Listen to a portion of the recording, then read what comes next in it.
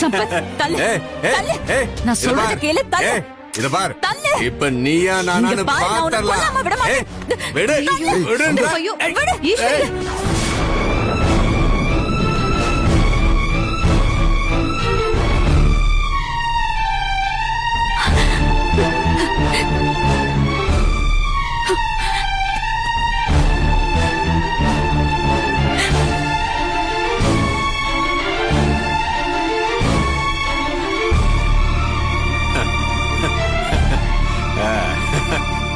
என்ன பாக்குற?